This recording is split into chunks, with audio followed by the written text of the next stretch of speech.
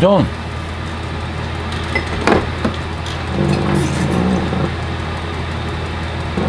So I took notice of what you guys said. Put that in oven on full at 200. Put this in the freezer. That's had half an hour at 200. Shit. Oh my god. Do you see what's just happened? Oh my god.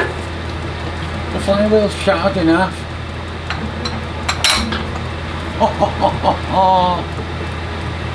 Oh, okay. Well, I'm gonna show it. Wow. That's amazing.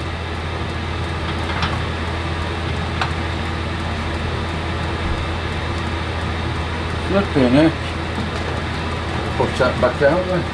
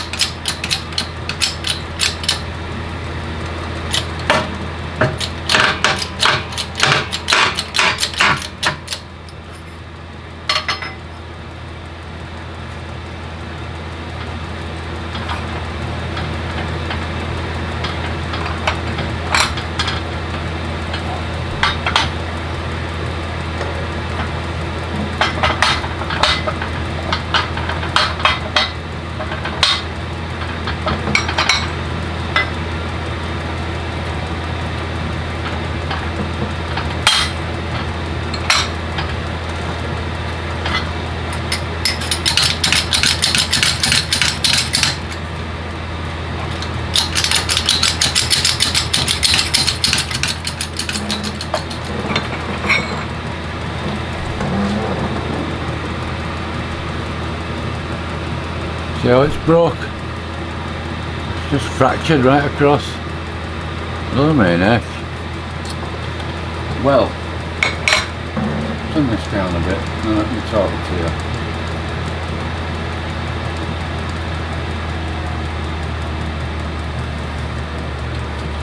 So,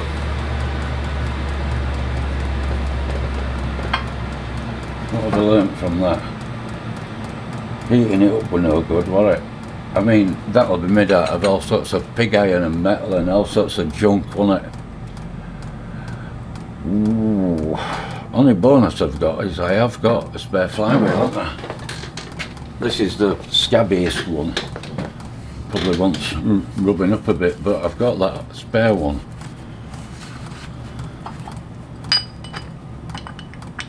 I'll do some measuring. What's it telling me then? Probably just a press fit and don't put it in oven, because that ain't worked, has it? Well guys, you saw it. I'm glad I showed it. I wasn't going to put video on, I was just going to do it. But anyway, you've seen it. So I put a pair of TIG welding gloves on and a pair of other gloves inside it so that I didn't burn my pinkies coming out from kitchen. Okay, I'll come back when we've decided what we're going to do. Right, I wasn't going to show this, but I thought I better do. Basically, the flywheel smashed in half, and that's the centre that was going in it. Now, I wasn't 100% happy with that, and as it happened, that's no good for the other flywheel, but I decided to remake the whole thing. Now why? Because it wasn't perfect. Those holes are not in line. They're not dead centre. They're a little bit offset. So it'd fit one way and then you turn it round, it won't fit. So I'm going to remake it. I'm also, let's get something to point with. And this is a lot more accurate than this one. And that nearly fits in to the flywheel, so I'm hoping it'll just press in. But yeah, so I'm going to re-drill these two holes through here which will line up with. So I've remade that as well, obviously, because if that's out, isn't it? So I've remade this spool, which will mate up with that. So I'm going to find centre of this, dead centre, so that I can mark up properly what I'm doing to get 2 holes. That's what I'm on with. Now, last time I usually use this, some call them a wiggler, but this isn't a wiggler, but it throws itself offset when it gets to near your mark and you press your 0. But I bought this nice thing a long time ago. I'll actually show you box. Machine DRO, which are in UK, which is the same company that my DRO's milling machine, where that's from. I didn't buy that, that was fitted when I bought it. But so I'm going to find the centre, and then once I've drilled this, I'll bush this up with a bush and a pin, which I've already made ready, and sit it on and mark through to get the 2 holes in there as well. So there, you could say scrap. Also, this collar that I made, want a fantastic fit on there. It didn't matter because it was screwed on, but I've made this one, so that's a really good fit.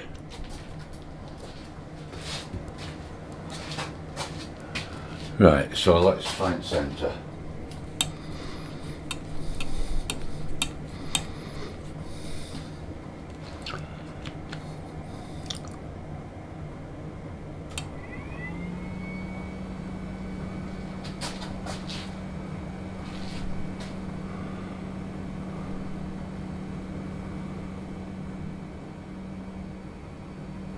Oh, that's pretty close, isn't it?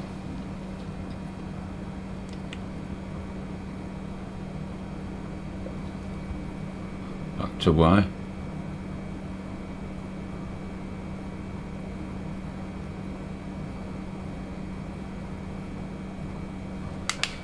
I don't think that's bad.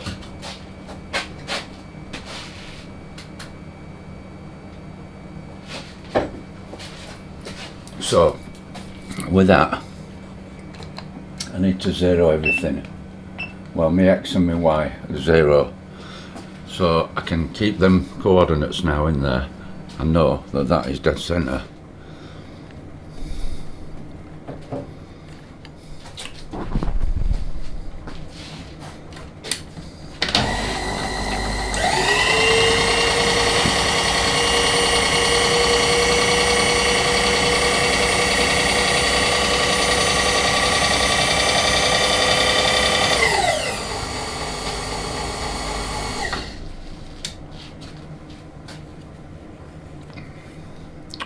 Okay, so I've showed you setting that up. I'm not going to go through all the drilling procedure again because I'm drilling 2 holes, and you saw me do it on the last part, and all I'm doing is remaking it.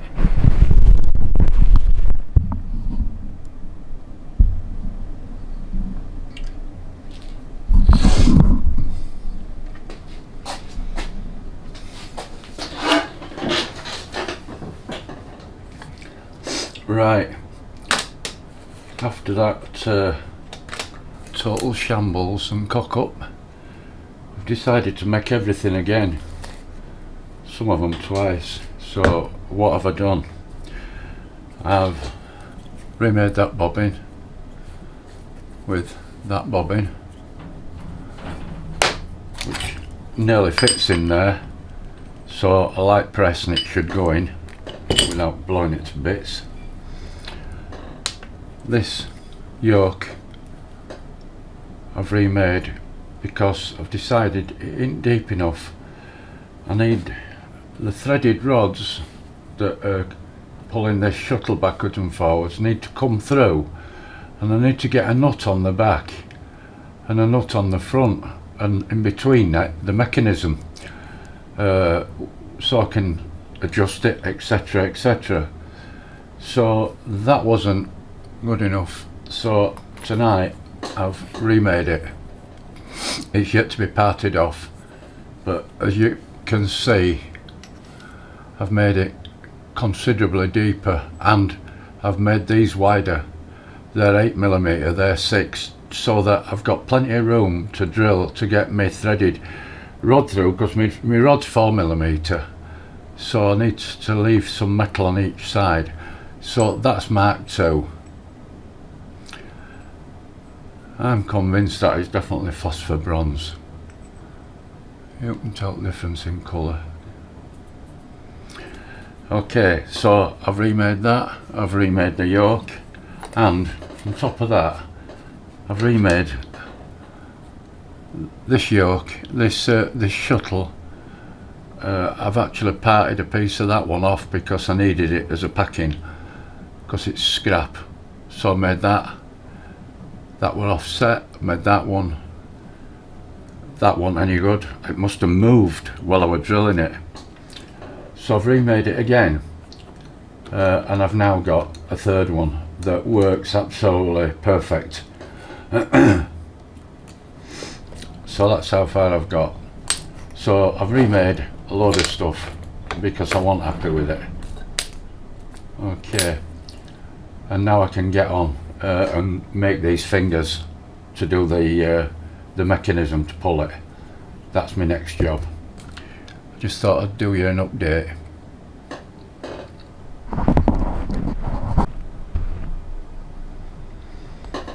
Oh, and also to show you that the original one were a little bit loose in there. Want a perfect fit. Well, it went in that one actually. Want a right good fit.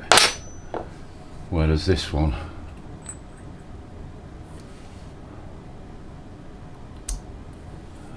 there you go. That's a good fit. Needs drilling and countersinking like the other one and the little M3 screws putting in, but I'm a lot happier with this. A lot happier.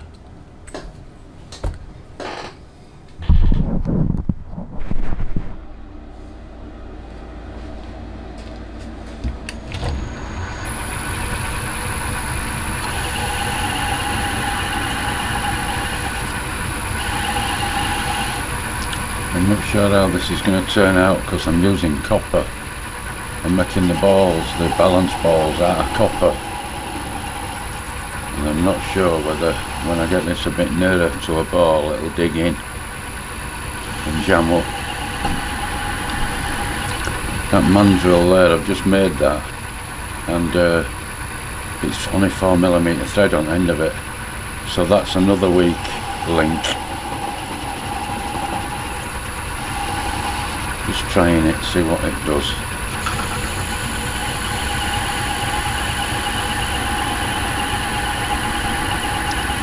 This is the ball turning device that I made a few years ago.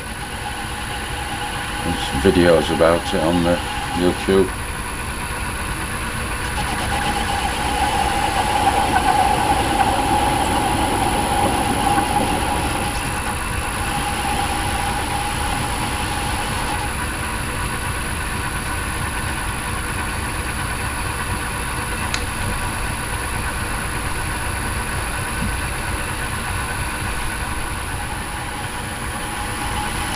Pretty slow going doing these,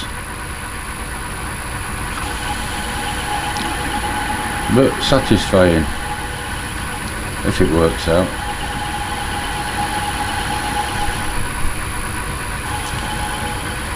And you notice that this bar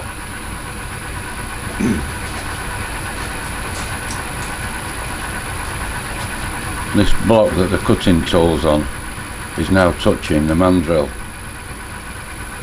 There's a reason why I tapered that mandrel, because this is not fixed.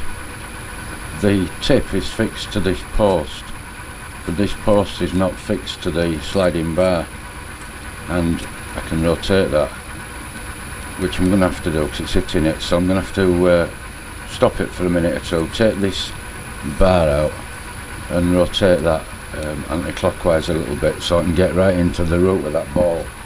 Otherwise we're not going to be able to cut it fully. But I'll do a bit more first.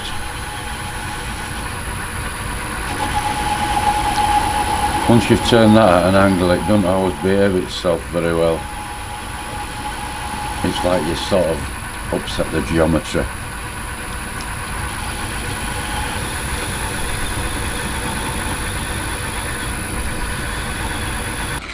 Probably no such word.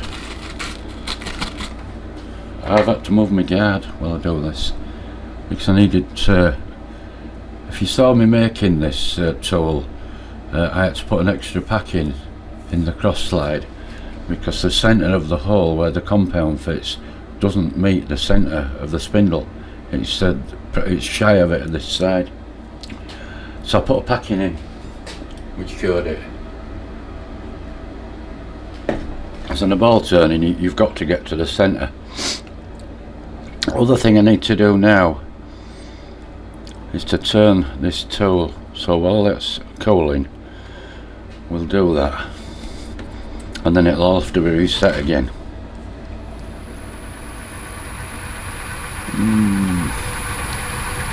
That's not right.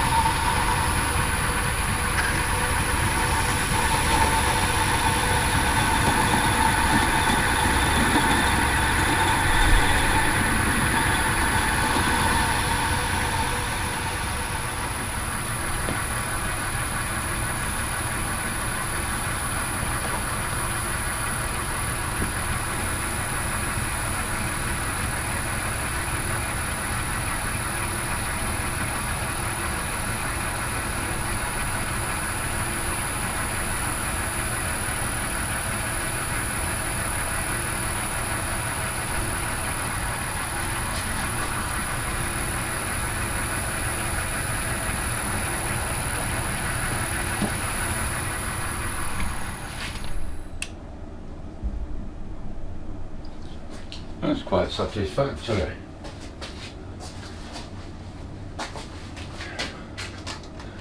What I've got to do now is take this other piece of copper and make another one the same.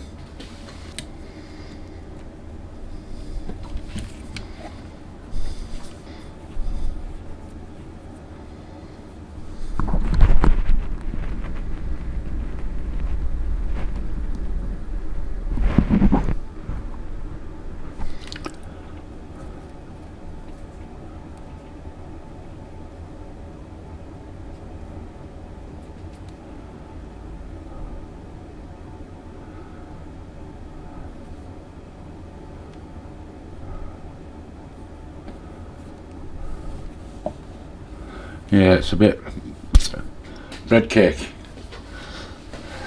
but like I said, if I can get two the same, it don't matter. And that's the mandrel I made with a little 4mm thread on the end. So we got another one.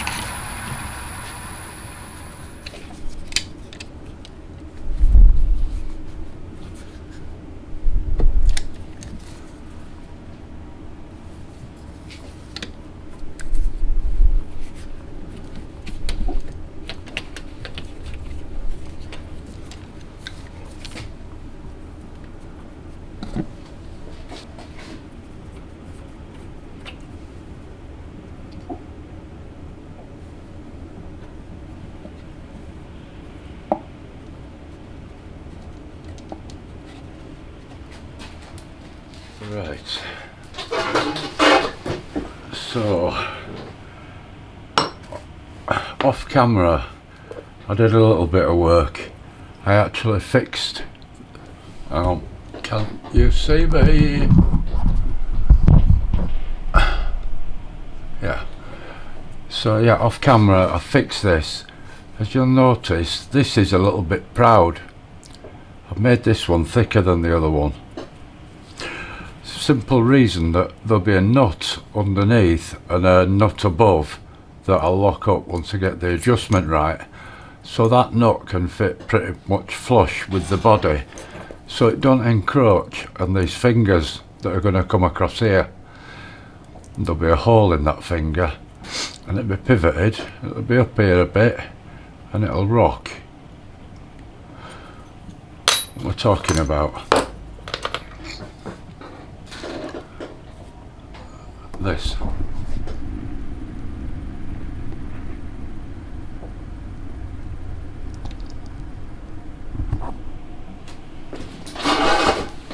Yeah, so these are made out of copper, quite heavy, but I had some copper bar in drawer. I thought, yeah, why not? They're not perfectly round out, these balls, they're a little bit squashed, a bit bread cakey, but they're gonna do. So both pretty much the same. I'd say they're not identical, but they're pretty much the same dimension wise. So yeah, they're gonna sit probably here somewhere.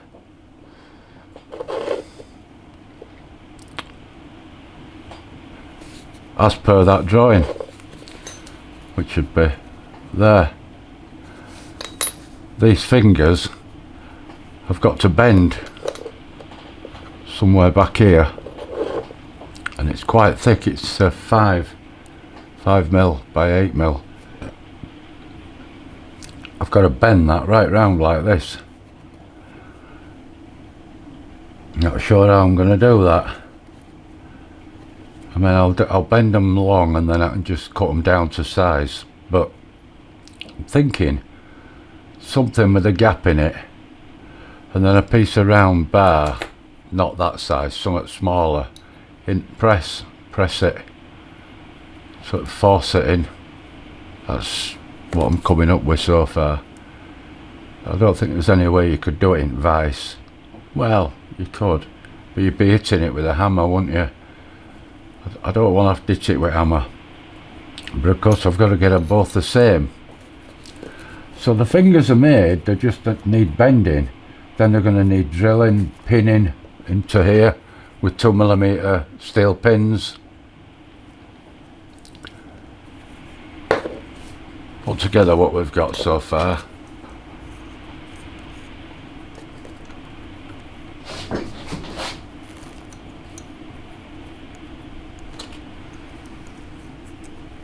These to be cut to size, obviously, yeah.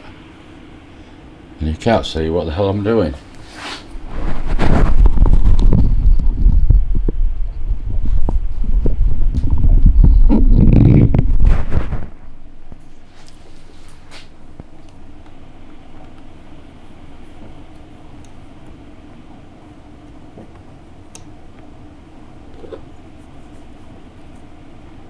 This now fits on either way, no matter which way around you put it.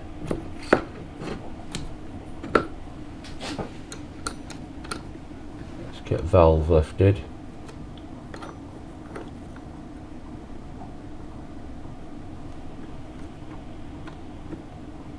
There we go.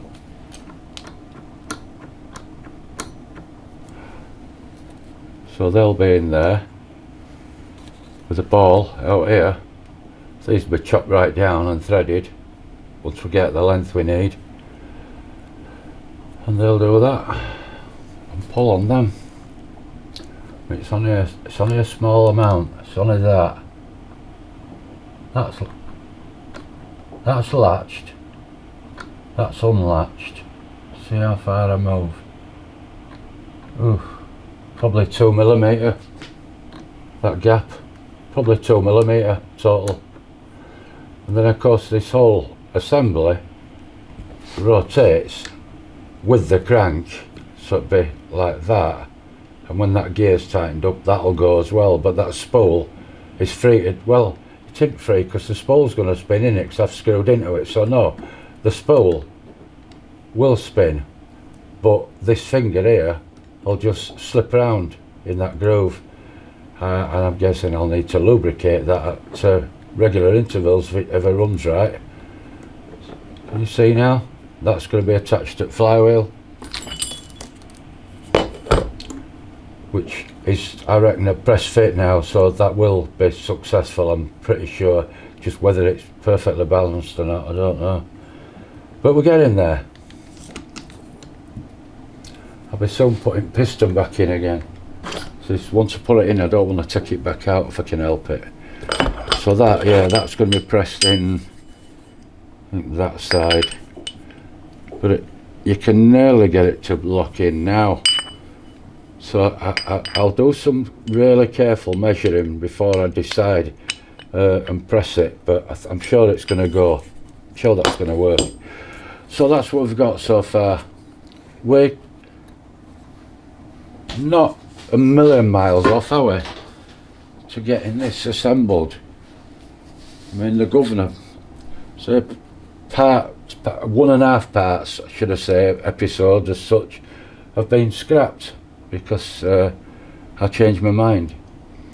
But I think this way is going to be better, and it's my own sort of little design, but I want it to be mine. You might think I'm an idiot, but yeah, I just thought of some up with a piece of paper and pencil. Okay guys, I might publish this, possibly. Aye, so that didn't go too well, did it, at the beginning? I absolutely, I dunged myself when that happened. Quite amazing really, the pressure that steel can come under. Now, two things. One is, yeah, I know that these flywheels, you know, they're probably made out of all the crap that's left over in wherever they're made. We'll say Far East somewhere, and the metal is obviously not of the quality. Had that been mild steel, I can tell you now that wouldn't have burst. It'd have stretched, it wouldn't have burst. But it was partly my fault because I'd not made it the proper interference fit that I should have done.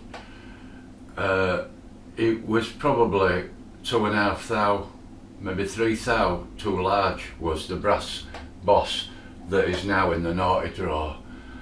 And you've seen I've since made a completely new one, and this time I've made it of a better tolerance and I've made everything fit a lot better.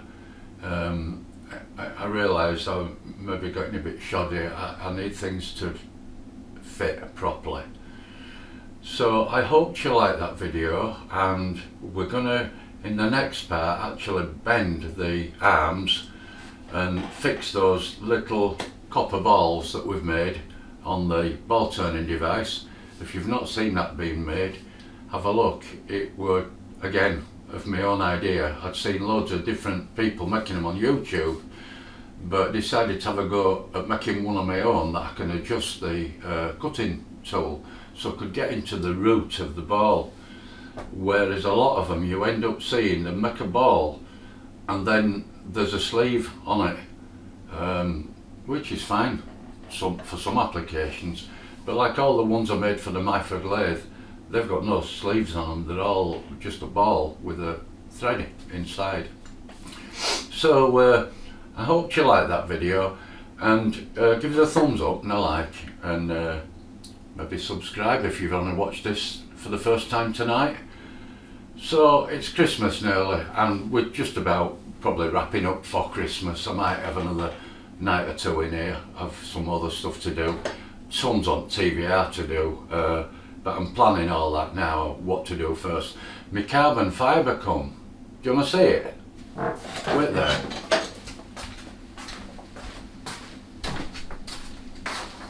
So I considered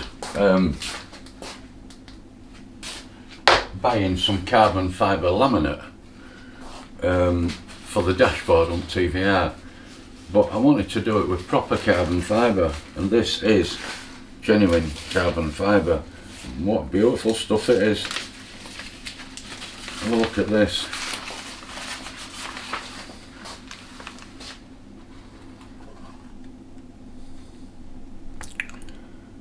I bet you can't see that, can you? I can't through there. Let's see if I put a light on it, because it's absolutely stunning. Yeah, look at that. Beautiful. It's twill weave, which is exactly what I wanted. Now this is a sheet that's 1mm thick, but it came just wrapped in paper, so it must have bent around in wagon where they were delivering it, and it's been good.